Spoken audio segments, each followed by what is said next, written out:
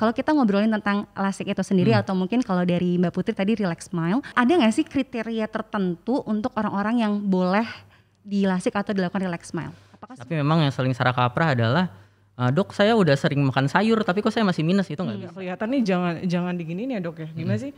Alis itu jangan dipicingin gitu. Jangan dipicingin gitu loh.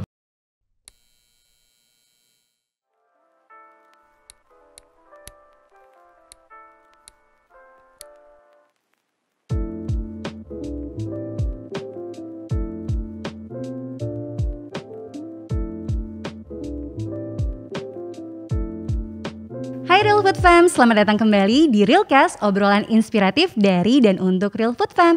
And back with me your host, Dr. Tikasha.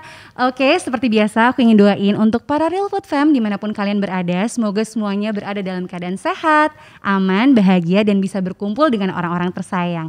Amin. Oke, untuk episode Realcast kali ini kita akan membahas tentang the window of our soul atau tentang mata. Lebih tepatnya kita akan membahas bagaimana sih caranya menjaga kesehatan mata kita selama masa pandemi ini. That's why di hari ini kita sudah kedatangan dua orang narasumber. Yang pertama adalah dokter spesialis mata dan yang kedua adalah seorang news anchor yang juga pernah mempunyai pengalaman tentang kesehatan matanya. Jadi tanpa berlama-lama kita langsung undang narasumber pertama kita yaitu Dr. Elias Aditya Pradana, spesialis mata. Tepuk tangan. Halo, salam kenal. Halo, panggilnya apa nih Dokter Elias? Elias. Oke, dokter apa kabar? Baik, alhamdulillah. Alhamdulillah, tadi dari tempat praktek langsung ke sini. Terima kasih banyak dokter sudah menyempatkan di setengah-tengah kesibukannya masih sempat berbagi edukatif di program Realcast ini. Dokter boleh nggak sebelumnya disapa dulu untuk para Real Food Fam mungkin di kamera yang ini.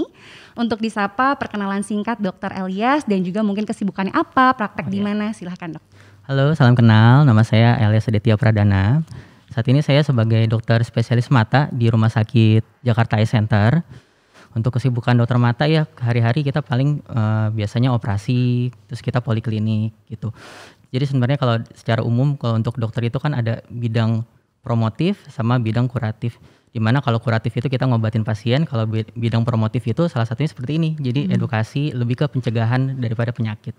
Oke, terima kasih banyak dokter untuk waktunya untuk Realcast. Oke dokter, kita hari ini mau ngobrolin tentang kesehatan mata di era pandemi. Karena seperti yang kita tahu nih, pandemi udah 1 tahun ya, nggak berasa. Baru kali ini ada orang ulang tahun, aku pengennya doain dia cepet-cepet pergi aja gitu dok, baru si pandemi ini.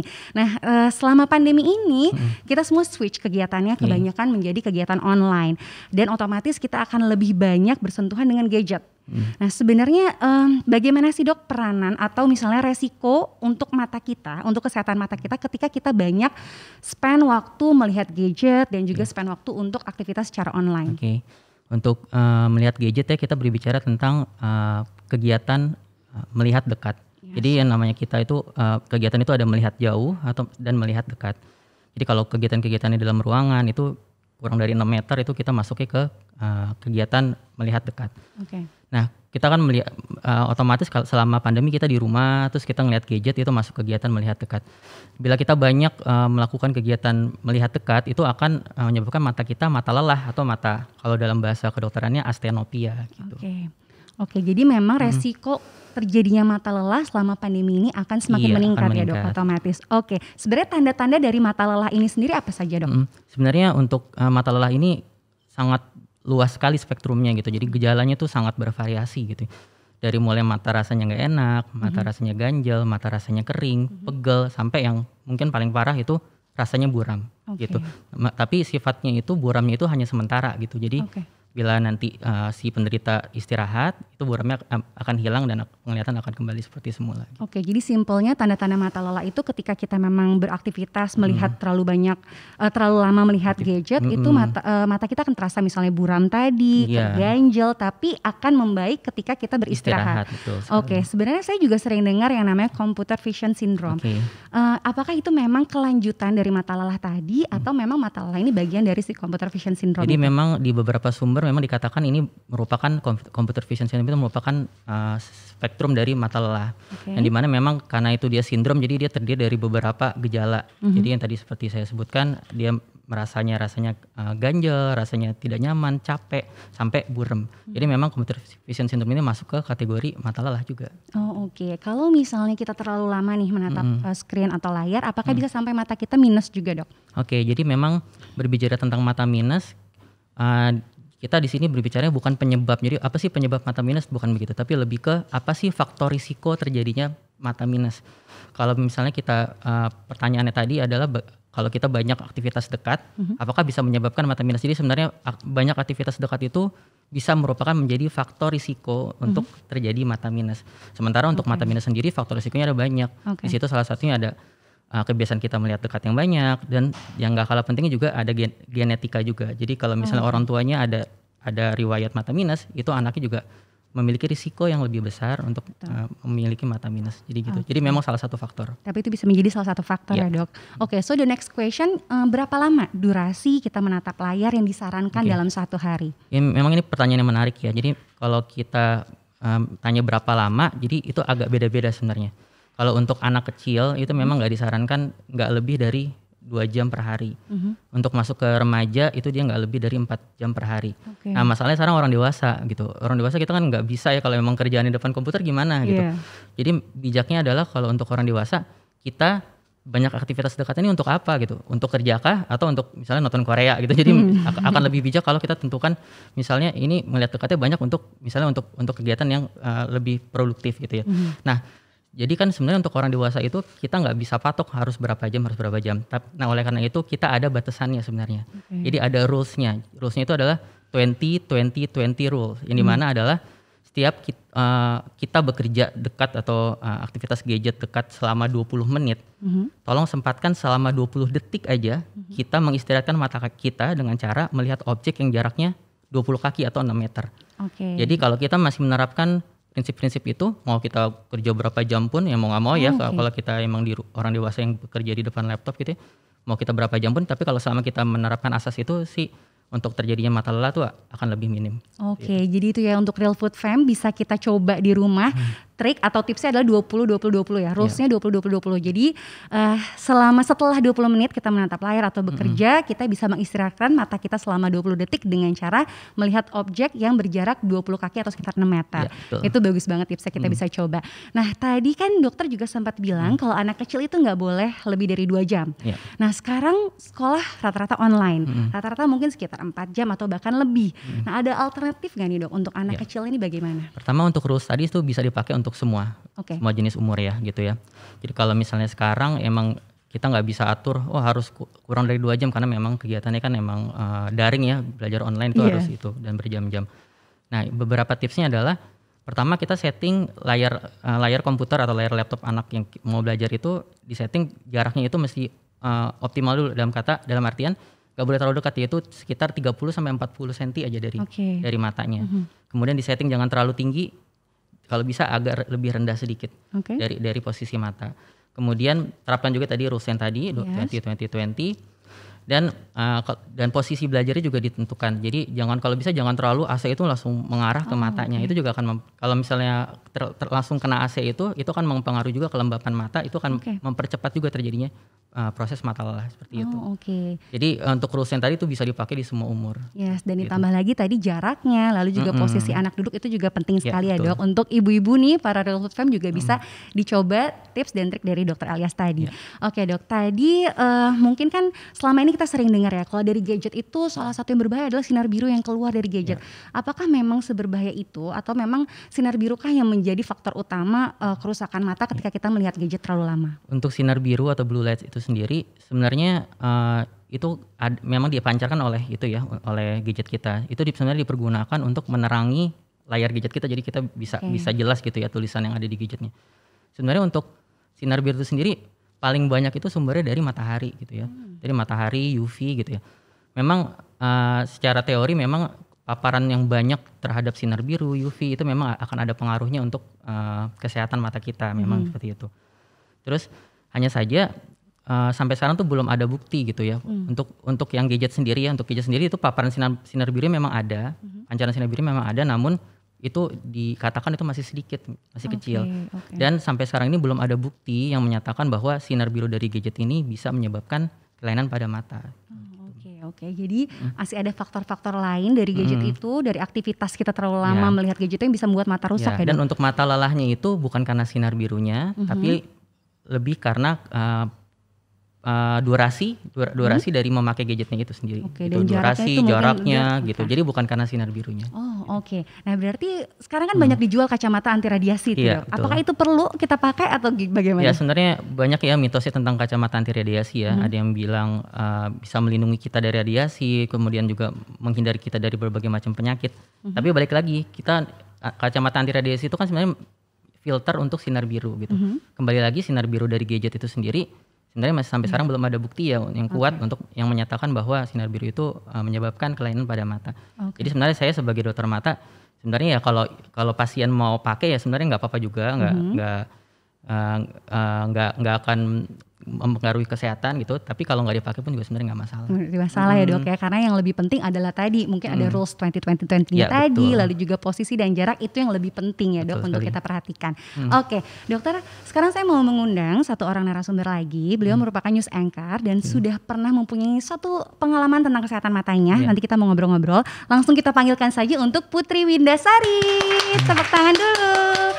Halo Mbak Putri, silahkan selamat datang di Realcast. Terima kasih tadi habis siaran ya, Iya, nyempetin benar. datang ke sini. Mbak Putri juga lagi hamil, terima kasih banyak udah datang. Mbak Putri boleh disapa dulu untuk Real Food Fam dan mungkin perkenalan singkat tentang Mbak Putri dan kesibukannya apa aja sih akhir-akhir ini. Oke, halo teman-teman semuanya. Saya Putri Windasari, presenter di salah satu TV berita di Indonesia. Saat ini kesibukannya ya saya di kantor produksi, kemudian produksi berita yang akan ditayangkan di TV tersebut. Kemudian juga saya bersiaran di program yang ada di TV berita itu. Oke, enak ya. Kalau kedengeran news anchor tuh beda suaranya. Tolong jangan diganti posisi saya ya untuk Realcast.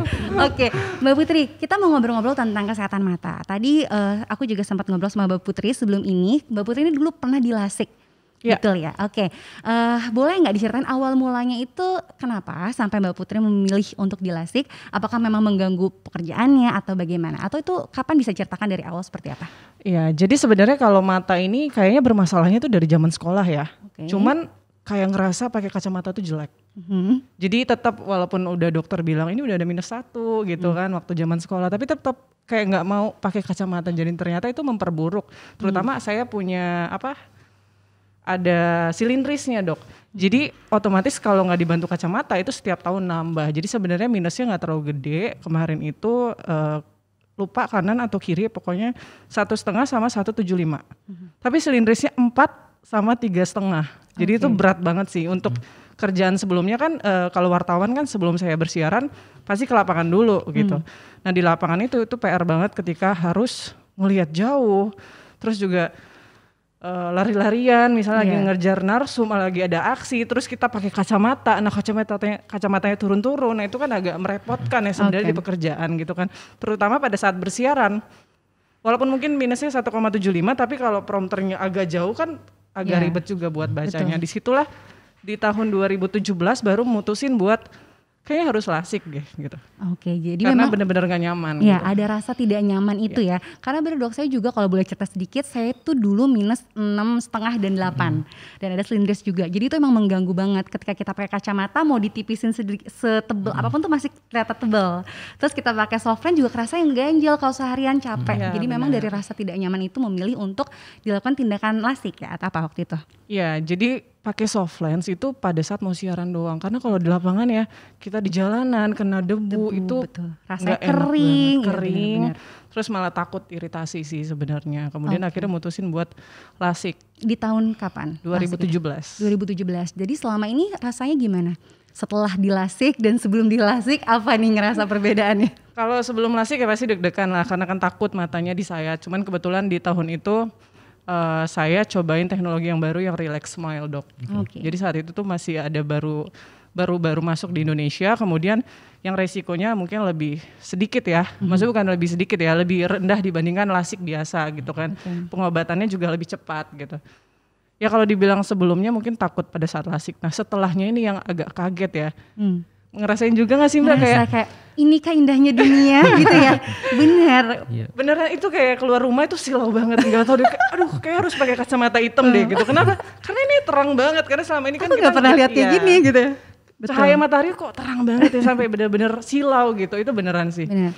Apalagi aku tuh dulu dok, saya tuh pakai kacamata dari SD, jadi bener-bener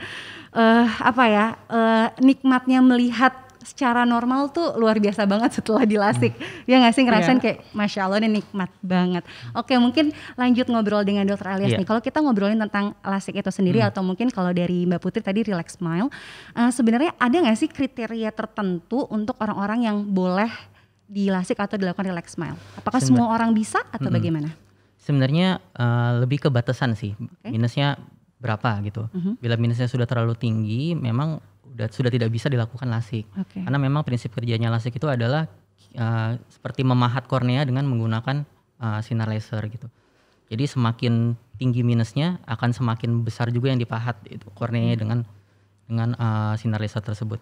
Jadi bila minusnya sudah terlalu tinggi memang sudah tidak bisa lagi dilasik. Jadi memang harus menggunakan teknik lain. Batasannya ada batasan minus berapa dok? Bervariasi sebenarnya. Namanya saya tahu tuh sekitar minus 11-an. Oke. Kalau misalnya dari usia, apakah? Usia sebenarnya kalau masih terlalu kecil memang belum bisa dilasik. Kenapa? Sebenarnya bukan belum bisa dilasik. Cuma sayang karena matanya itu masih tumbuh ya. Kalau misalnya mata masih tumbuh, jadi kelainan refraksinya atau kelainan kacamatanya itu masih bisa berubah gitu.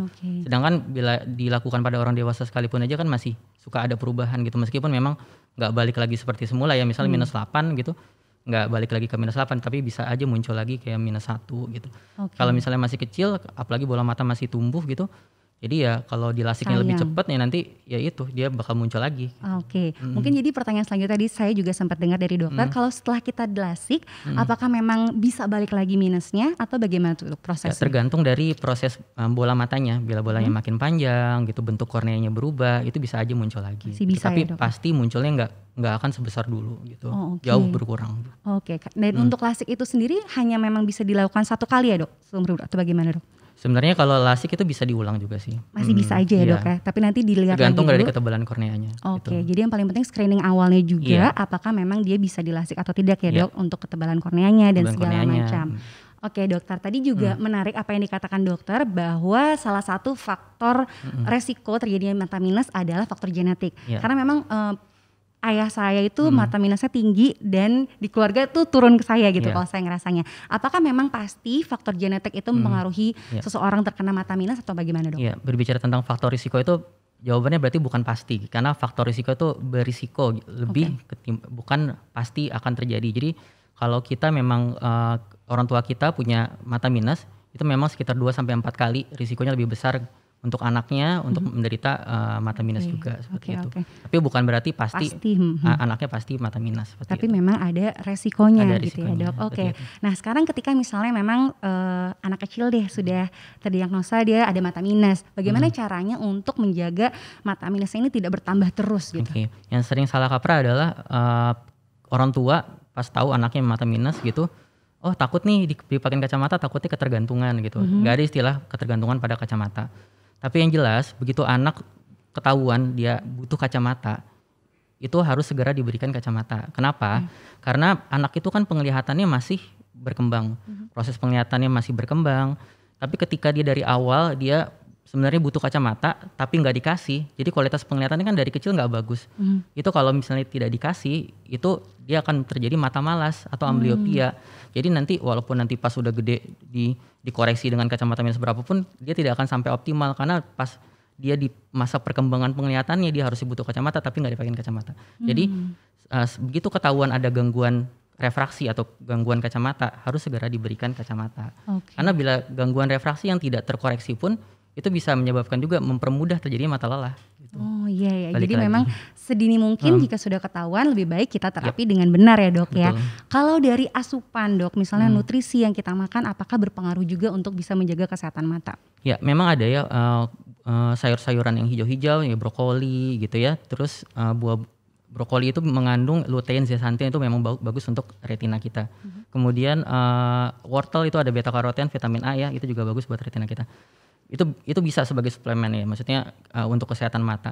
Tapi memang yang sering salah kaprah adalah dok saya udah sering makan sayur tapi kok saya masih minus, itu nggak bisa. Jadi minus itu mau diobatin pakai sayur berapa truk sekalipun juga itu nggak akan bikin minusnya hilang gitu ya. Yang bisa bikin minus hilang ya cuma tindakan operatif gitu. Betul, tapi memang mungkin untuk nutrisi atau suplemen itu lebih bagus untuk menjaga kesehatannya, untuk menjadi mungkin preventifnya agar mata kita tetap sehat. Betul Nah, sekali. kebetulan nih Dok, di Fit with Real Food kita punya satu program, ini termasuk program baru juga namanya Bright Side, di mana kandungannya adalah semi birdness concentrate dan juga ada kandungan vitamin A-nya. Oke. Kalau untuk dokter dan Putri udah pernah belum cobain Bright Side ini? Belum. Dokter? Belum. Aduh, tolong tim langsung dikirim habis ini ya. Nah, gimana kalau kita hari ini cobain bareng-bareng? Mungkin dari dokter dulu bisa coba, setelah Oke. itu Mbak Putri coba juga, dan kita pengen tahu first impressionnya pada saat setelah meminum Bright Side ini seperti apa. Mungkin dari dokter dulu Oke. boleh? Nah, bisa Tinggal dicoba. dibuka aja ya. Bisa. Nah, itu ada bunyi pop, berarti segelnya aman. Oke. Sudah steril, aman. Oke. Nah. Gimana Dok? Kebetulan saya emang suka sih yang manis-manis kayak gini. Oke. Jadi manisnya Jadi tapi pas, nggak terlalu Enggak sih, nggak kemanisan. terlalu manis. Dan Kekentalannya gimana Dok? Kental nggak atau? menurut saya sih konsistensinya pas sih, kentalannya pas gitu. Oke, jadi enak. Jadi enak menurut Nah, ini bisa banget nih untuk Real Fam di rumah menjadi suplemen tambahan untuk menjaga kesehatan mata. Untuk Putri boleh dicoba juga? Tapi ini aman ya buat ibu hamil ya? Aman dong. Sebelumnya belum pernah coba program yang lain dari Fit with Real Food? Udah pernah sih, tapi Yang lain ya? Yang lain. Oke, bisa dicoba untuk Bright Side. Sebenarnya rasanya nggak jauh beda ya sama Yes, program yang lainnya, tapi ini enak sih. benar. Nah, mungkin untuk Mbak Putri ataupun misalnya Real Food Fam di rumah yang lagi hamil, kita juga punya program khusus yaitu Wonder Mom. Jadi memang ada tambahan asam folatnya juga, jadi bisa bagus juga untuk ibu hamil. Wah, itu Oke. harus dicari kayaknya program yang itu. Gak usah dicari, langsung dikirim habis ini, oke? Iya benar, jangan lupa. Oke, Dok, sekarang kita mau lanjut menjawab pertanyaan dari Instagram. Kemarin kita sudah sempat buka question box di Instagram dan cukup banyak juga nih yang bertanya.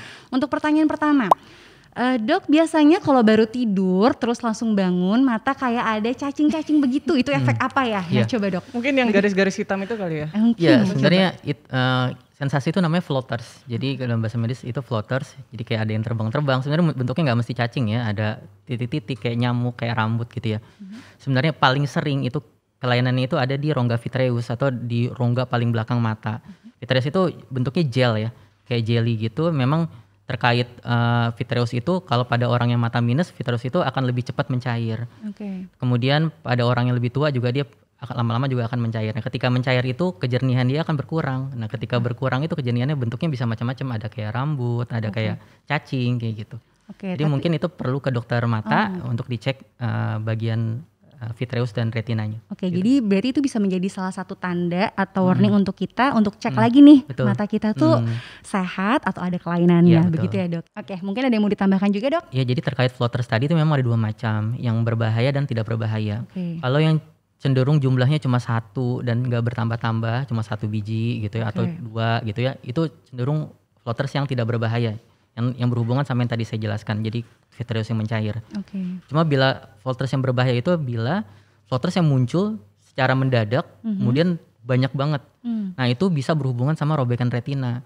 Jadi kalau para pendengar gitu ada yang mengalami floaters yang tiba-tiba mendadak terus banyak, itu harus segera ke dokter mata. Takutnya ada robekan retina, jadi harus segera di laser retinanya. Gitu. Oke, itu jadi suatu informasi yang bermanfaat banget. Jadi ketika Real Food Fam, semoga nggak ada ya, tapi tiba-tiba misalnya mengalami floaters tadi, terdapat kayak hitam-hitam di penglihatannya secara banyak dan tiba-tiba dan mengganggu sekali penglihatannya, harap langsung ke dokter mata untuk dicek karena mungkin membutuhkan penanganan lebih lanjut. Ya, betul. Oke, pertanyaan selanjutnya Dok.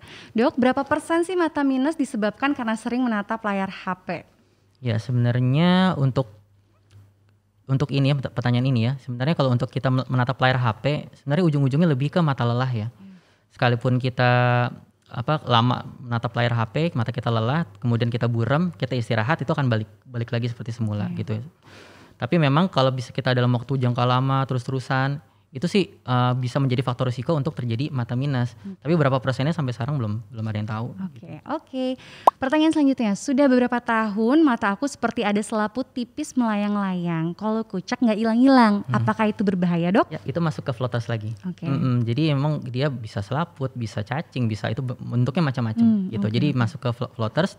Kalau misalnya ini kan kalau dari pertanyaan ini seolah-olah memang bertahun-tahun flottersnya gitu-gitu aja ya, gitu-gitu aja dan nggak bertambah. Ini sih kemungkinan besar memang flotters yang tidak berbahaya. Oke. Kalau dikucek nggak hilang-hilang, kalau misalnya memang terus-terusan dok mengalami itu juga Memang nggak masalah. floaters itu sendiri kebanyakan memang kliennya di rongga vitreous itu memang di dalam mata gitu. Kalau kita kucek kan paling kita cuma intervensi di bagian depan mata kan. Jadi itu nggak akan berpengaruh terhadap flottersnya Oke. gitu. Kalau yang tiba-tiba menutup sekali, menghalangi itu sekali bisa yang terkait sama robekan di mata. Mata Jadi tadi ya? robekan di retina jadi harus segera di laser.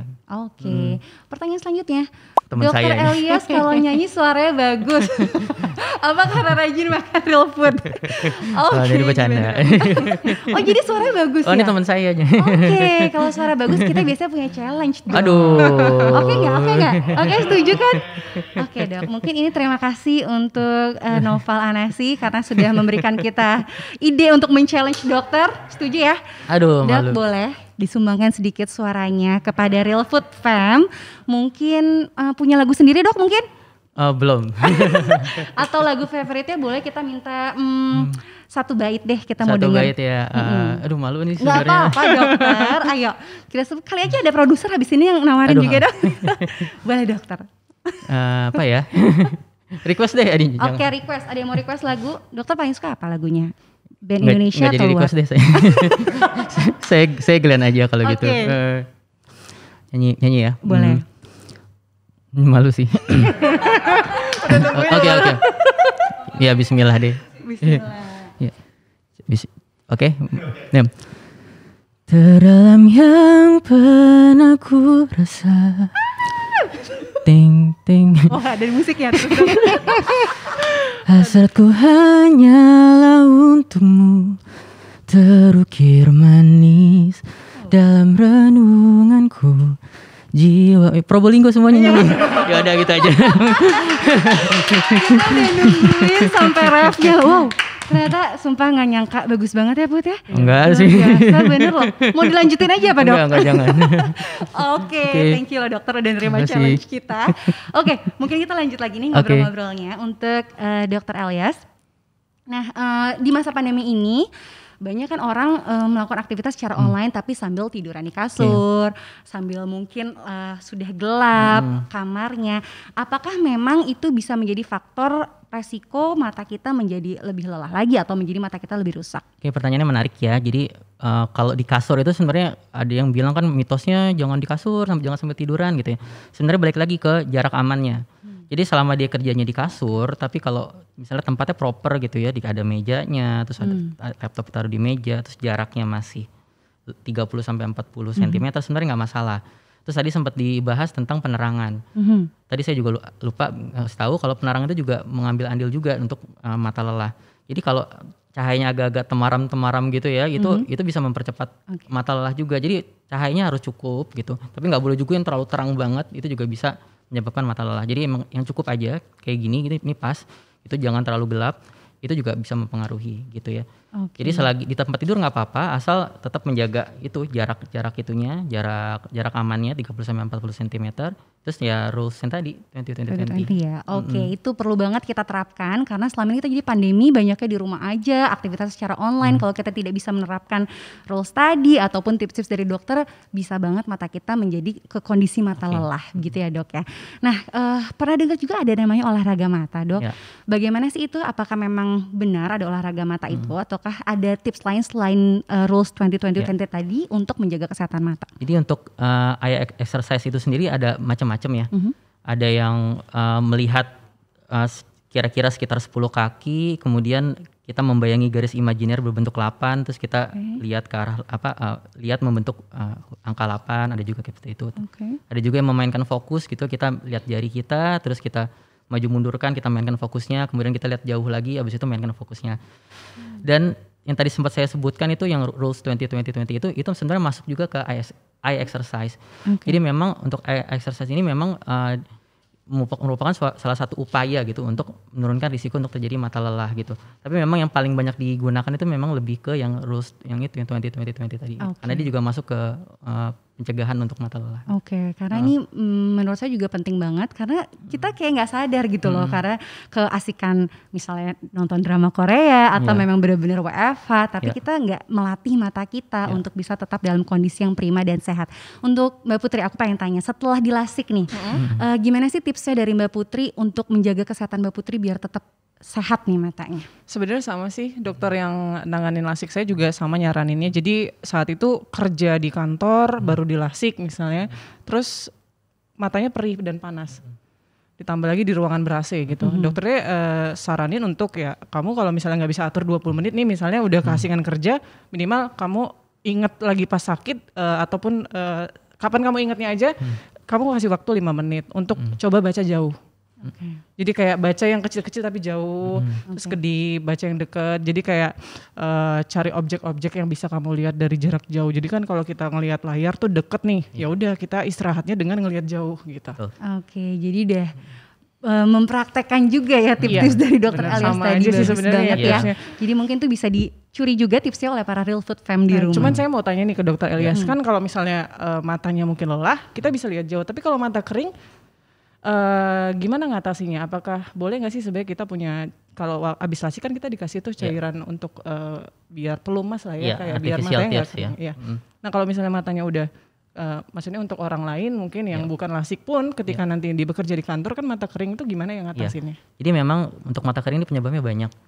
Salah satunya tadi ruangan ber-AC itu mempengaruhi kelembapan air mata di permukaan bola mata kita.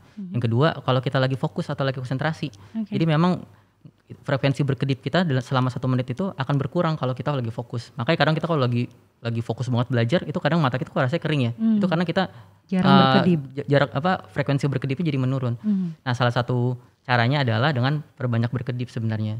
Tapi jangan terlalu kedip-kedip terus banget ya. Nanti disangkanya terus, ngajak kenalan. Untuk penggunaan artificial tears atau pelembab mata itu sebenarnya itu nggak apa-apa, dan itu obat yang aman banget dipakai bahkan untuk mata yang sehat, bahkan dipakai untuk seumur hidup sekalipun itu nggak apa-apa. Itu bisa dipakai, jadi itu juga dijual bebas dan nggak berbahaya. Jadi nggak ada salahnya kalau mata kita rasanya kering, coba aja dulu pakai artificial tears. Kalau memang nyaman ya berarti memang mata kita kering gitu ya. Oke. Dok, mungkin satu pertanyaan lagi nih, untuk Mbak Putri kan sedang hamil, banyak titipan pertanyaan juga. Sebenarnya untuk ibu hamil itu boleh nggak sih melahirkan normal? Masih sering banyak pertanyaan seperti ini. Jadi, bagaimana dok? Mitos ya sebenarnya. Jadi sebenarnya kan yang ditakutin adalah kalau dia mengejan gitu ketika melahirkan normal, terus ditakutin sarafnya lepas. Saraf itu maksudnya retina ya, gitu ya. Jadi sebenarnya itu mitos. Jadi mau sekuat apapun ibu hamil mengejan itu retina tuh nggak akan lepas gitu. Tapi memang kalau ibu, jadi sebenarnya nggak harus nunggu hamil gitu. Kalau memang punya mata minus, memang harusnya dicek ke dokter mata. Karena seringkali, jadi yang namanya mata minus, apalagi minusnya tinggi ya. Dokter kan minusnya tinggi di atas 6 ya. Betul. Jadi kalau mata minus itu, bola mata itu akan lebih panjang. Kayak balon aja gitu. Kalau balon lebih panjang dia akan lebih tipis kan. Begitu juga lapisan dalamnya yang retina. Dia kalau bola matanya lebih panjang dia akan lebih tipis. Jadi sebenarnya nggak perlu nunggu hamil untuk orang, terutama untuk mata minus, untuk cek ke dokter mata. Cek ke dokter mata tetap penting untuk mengetahui ada penipisan atau enggak, ada robekan atau enggak. Begitu ada robekan kita harus segera laser kayak gitu. Oke. Jadi memang untuk lebih amannya pada saat sedang mengandung dicek juga ke dokter mata Tetap ke dokter untuk melihat kondisi matanya. Meskipun memang untuk pernyataan mata minus harus lahirnya misalnya nggak boleh normal, itu sebenarnya mitos. Gitu ya. Oke. Baik dokter, terima kasih banyak. Oke, mungkin ini untuk closing statement karena ternyata durasinya nggak kerasa nih, udah lama juga ngobrolnya seru banget. Mungkin dari dokter dulu, ada nggak sih dok asupan atau tips apa aja deh yang harus diperhatikan untuk Real Food Fam di rumah untuk bisa menjaga kesehatan matanya? Oke, untuk kesehatan mata yang pasti kita harus makan makanan yang banyak sayur-sayurnya, sayur-sayur hijau gitu ya. Kemudian untuk aktivitas dengan gadget kita harus membatasi, jadi nggak boleh terlalu lama gitu. Atau kalau memang kita terpaksa banget harus kerja di depan gadget ya, terapkan rules yang 20-20-20 tadi gitu. Dan kalau misalnya ada gangguan pada mata gitu ya, nggak usah takut ke dokter mata. Banyak rumah sakit yang dengan protokolnya udah bagus kok dijaga. Jadi kalau banyak orang menahan-nahan ke rumah sakit cuma karena takut pandemi. Cuma lebih baik memang ke dokter mata aja kalau memang ada keluhan. Oke, dan jangan lupa ke dokter Elias pastinya. Oke, untuk Mbak Putri juga boleh nih closing statementnya, mungkin tips-tips lagi atau saran-saran dari Mbak Putri untuk tetap menjaga kesehatan matanya, apalagi sedang mengandung juga. Tadi ada resiko faktor genetik bisa diturunkan ke anak untuk mata minusnya gitu ya. Mungkin apa nih saran dari Mbak Putri untuk bisa menjaga kesehatan mata kita tetap fit dan prima?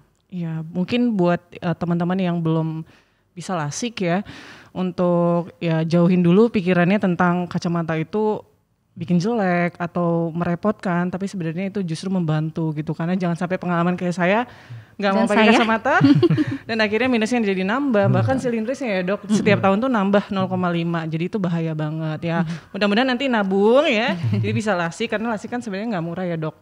Jadi mungkin dijaga aja matanya untuk nggak lelah. Kalau kira-kira udah panas nih, kan berasa tuh kalau udah capek ya langsung segera dia berhenti, walaupun sebenarnya berhentinya nggak lama sih, cuman 20 detik bahkan ya dibilang dokter. Betul. Ataupun 5 menit kayak gitu. Yang pasti jangan memaksakan mata, dan yang paling penting tuh kemarin dikasih tahu sama dokternya untuk biasakan matanya walaupun nggak kelihatan nih, jangan diginiin ya dok ya, gimana sih, alisnya tuh jangan sampai dipicingin gitu, dipicingin gitu loh.